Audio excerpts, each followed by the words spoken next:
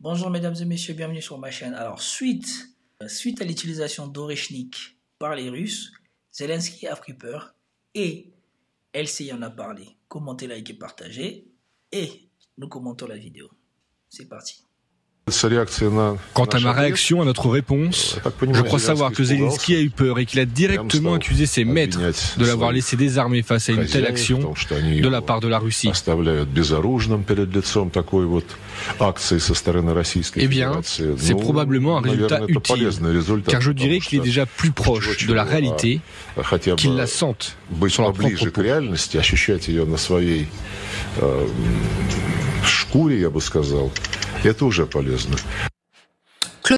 Donc, pour revenir, pourquoi Sergei Lavrov dit ça, c'est probablement à cause de ce que Zelensky dit ici, dans ces deux vidéos.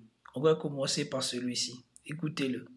Ça, c'est après qu'il a appris que la Russie avait tiré l'Oreshnik. Dans le centre-est de l'Ukraine. Aujourd'hui, notre voisin fou a une fois de plus montré ce qu'il est vraiment et à quel point il méprise la dignité, la liberté et la vie des gens. Il a montré à quel point il a peur. Il a tellement peur qu'il utilise déjà de nouveaux missiles.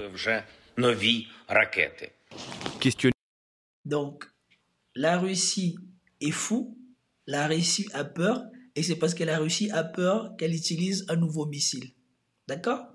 Et dans cette vidéo, qu'est-ce qu'il raconte? Dans cette vidéo, écoutons quelle a été la réaction de Zelensky après avoir vu Oreshnik tomber sur l'Ukraine. Anne Corpet, bonjour. Bonjour Nina. À vous, chroniqueuse internationale à France 24. Cette demande de Volodymyr Zelensky intervient donc 2 jours après l'emploi de ce missile hypersonique par les Russes.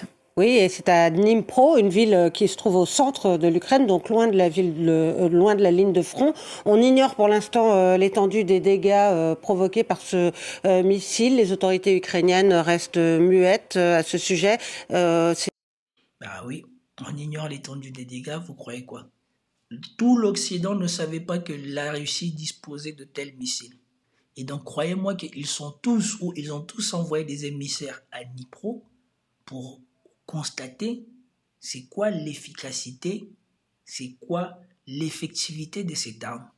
Probablement que l'usine a été rasée et ils sont là pour observer les dégâts et prendre conscience de ce à quoi ils s'exposent, à quel risque ils s'exposent. Voilà pourquoi ils n'en diront rien. Voilà pourquoi ils ne montreront rien de ça. C'est une usine d'armement apparemment qui était visée. Alors l'Oreshnik, ce nouveau missile hypersonique, est capable de porter une charge nucléaire. C'est pour ça que son utilisation, qui est une première depuis le début de la guerre, inquiète et jette même un froid en Europe, puisque Vladimir Poutine a dit qu'il était capable de viser tous les pays du continent. Et donc, comme vous le disiez, il n'a pas besoin de le dire. C'est concrètement les données techniques du missile. Le missile peut parcourir à peu près 5000 ou 5500 km, ce qui place à portée de tir la majorité des capitales européennes. C'est aussi simple que ça. Par rapport à l'endroit dont on va placer le départ de ce missile, on peut soit atteindre toutes les capitales européennes, soit atteindre le territoire américain. C'est aussi simple que ça. Parce que la Russie, par l'ouest, est face à l'Europe, et par l'est, est face aux États-Unis. Il allait en produire en série. Alors il faut pondérer ces déclarations. C'est pas la première fois que le président russe parle de l'invincibilité de ces armes et ce type de missile a déjà été intercepté par Kiev, notamment grâce au système américain. Voilà les mensonges que ces gens-là véhiculent. Ce genre de missiles ont déjà été interceptés par Kiev.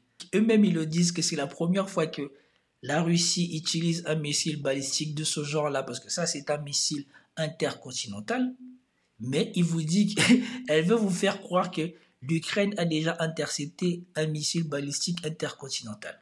Je vous rappelle encore ici, vous avez les images sur ma chaîne. Si vous regardez mes séries de vidéos où je commente l'actualité du front ukrainien, notamment quand l'Ukraine était en train d'aller vers Koursk, vous avez à plusieurs fois les patriotes qui sont les meilleurs systèmes anti-aériens dont dispose l'Ukraine, qui ont été détruits à chaque fois par des Iskander. Et des Iskander ne sont pas des missiles intercontinentaux, ce sont juste des missiles balistiques, je crois, les plus basiques que la Russie dispose. Et un Iskander détruit un Patriote. Nous avons une mise à jour supplémentaire du village, des environs du village du nom de Zolobok. Dans ce cas, les Russes en alliant ont réussi à découvrir jusqu'à 3 systèmes de Diamto de défense aérienne Patriote et un radar pour le système. Les Ukrainiens, et selon cette vidéo, essayé d'abattre le missile russe Iskander, mais les Ukrainiens ont échoué. Et à la suite de la frappe d'Iskander, toute la batterie Patriot a été complètement détruite. Évidemment, des pertes importantes pour les forces armées d'Ukraine. Et ce n'est pas la fin. Nous avons reçu des mises à jour supplémentaires de la ville et de la zone à proximité de la ville du nom de Dnipro.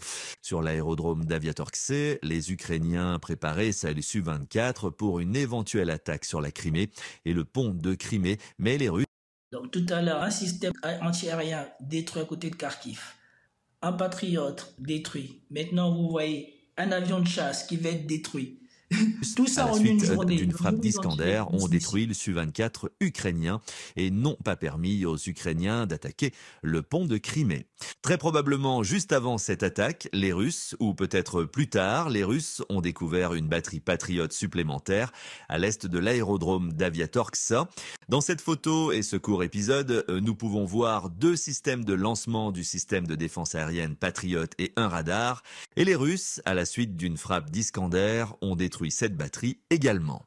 Alors, à quel moment un patriote va réussir à intercepter un missile intercontinental qui va à Mach 10, comme l'a décrit Vladimir Poutine, et qui parcourt 2,5 à 3 km par seconde? Non mais, au bout d'un moment, il faut arrêter les bêtises. Au bout d'un moment, il faut vraiment arrêter. Patriote, mais c'est pour ça que l'Ukraine demande à ses alliés de l'aider, de fournir de nouveaux systèmes de défense. Les autorités ukrainiennes rencontrent tous les meilleurs systèmes anti-aériens occidentaux sont déjà en Ukraine. Il n'y a que le THAAD qui n'est pas en Ukraine, mais tout le reste est en Ukraine. Et le THAAD n'est pas aussi super performant ou plus performant que le Patriote. A.T. Chouette l'a dit, à la vitesse à laquelle évolue l'Oreshnik, il n'y a quasiment aucune chance que les systèmes que les Occidentaux ont actuellement, comme l'a dit Poutine, qu'ils interceptent. Donc, c'est du vent. Comme a dit Sergei Lavrov, Zelensky, il a les chocottes. Il a pris peur. Pour la première fois, non, je crois que c'est pour la deuxième fois. La première fois, c'était quand les Russes étaient intervenus en Ukraine. Il était parti se cacher et c'était, je crois, le premier ministre du fils préféré de l'Occident qui avait appelé Poutine pour demander si Poutine en voulait à sa vie. Et quand Poutine avait dit que non, ils n'en voulaient pas à sa vie, il était sorti pour faire le fanfaron parce qu'on lui avait garanti que voilà, ils vont faire leur truc, mais toi, ils vont pas te liquider. Et il avait commencé à faire le fanfaron. Et là, c'est la deuxième fois qu'il prend conscience à qui il s'oppose. Et là, il vient pleurer devant les télés, comme vous l'avez vu, en disant qu'ils utilisent déjà un nouveau missile. Mais attends, toi, tu utilises bien les Scalp, les Storm Shadow, les attaques MS, et eux, ils en utilisent à peine un, ça y est, et ils sont méchants. Toi, t'es pas méchant d'utiliser tout ça, mais eux, ils sont méchants parce qu'ils utilisent ça. Mais bien sûr. L'OTAN, mardi prochain à Bruxelles, ils vont évoquer ce sujet, bien évidemment, et Kiev a dit attendre des décisions mardi. Il faudra voir si les Alliés sont prêts à fournir plus de systèmes de défense antiaérienne. Est-ce qu'ils en ont les moyens, tout simplement? En tout cas, pour l'instant, l'armée russe a l'avantage sur le terrain. Elle a conquis plus de territoire ce mois d'octobre qu'au cours de n'importe quel autre mois depuis le début de la guerre. Voilà la réalité. Et on va regarder ce sommet de l'OTAN, puisque comme vous le voyez, ils sont tous surpris par cette surprise que leur a donnée Vladimir Poutine. Et ils ont tous conscience du discours de Vladimir Poutine, qui a rappelé l'historique de toute cette escalade jusqu'à la riposte avec l'Orychnik. Et il a bien dit, on se réserve le droit pour les pays qui autoriseront l'Ukraine à tirer avec leurs missiles sur le territoire russe, de frapper leurs installations militaires. Nous nous considérons autorisés à utiliser nos armes contre les installations militaires des pays qui autorisent l'utilisation de leurs armes contre nos installations. Et en cas d'escalade des actions agressives, nous répondrons également de manière décisive et réfléchie. Je recommande aux élites dirigeantes des pays qui envisagent d'utiliser leur contingent militaire contre la Russie d'y réfléchir sérieusement. Bien entendu, lorsque nous choisirons, si nécessaire et à titre de mesure de rétorsion, des cibles à frapper par des systèmes tels qu'Orychnik sur le territoire de l'Ukraine, nous proposerons à l'avance aux civils de quitter les zones dangereuses et nous demanderons aux citoyens des pays amis qui s'y trouvent de le faire. Nous le ferons pour des raisons humanitaires, ouvertement, publiquement, sans craindre l'opposition de l'ennemi qui reçoit également cette information. Pourquoi sans crainte? Parce qu'il n'existe aucun moyen de contrer ces armes aujourd'hui. Donc ça veut dire que les installations militaires des gens qui vont autoriser l'Ukraine à tirer sur le sol russe seront pris pour cible. Et donc ils sont tous allés observer ce qui se passait à Dnipro pour savoir à quoi ils s'exposent. Parce que si l'usine qui a été visée à Dnipro est rasée, croyez-moi que personne n'osera encore autoriser l'Ukraine à utiliser ces missiles sur la profondeur russe.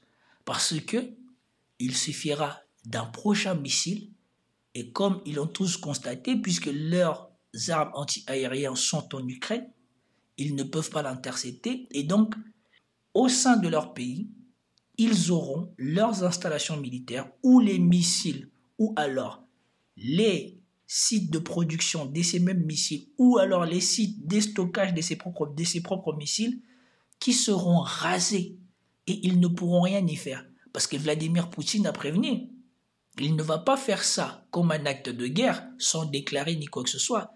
Il va vous appeler, il va vous prévenir pour que vous puissiez enlever votre personnel, votre population, et ensuite il va raser la chose.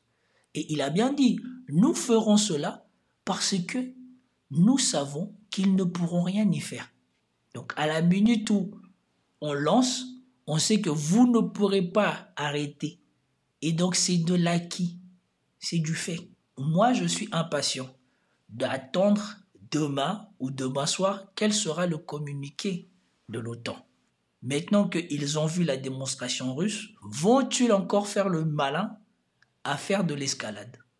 Nous verrons ça demain. Donc, c'était tout pour cette vidéo. Peace out.